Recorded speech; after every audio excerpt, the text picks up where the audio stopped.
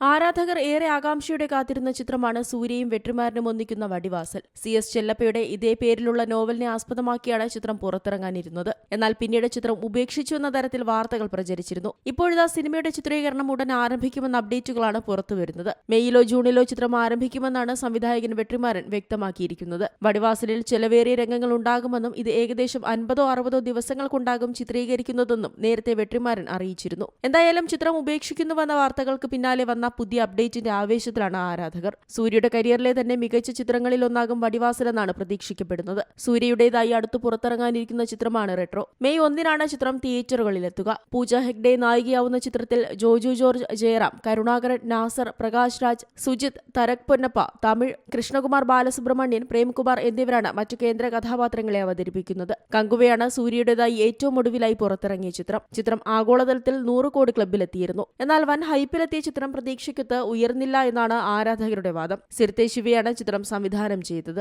Entertainment desk, Zee Malayalam news. പുതിയ വാർത്തകളും വിശേഷങ്ങളും ഇനി വിരൽ തുമ്പിൽ. എല്ലാ ഡിജിറ്റൽ പ്ലാറ്റ്ഫോമുകളിലും ഇപ്പോൾ സീ മലയാളം ന്യൂസ് ലഭ്യം.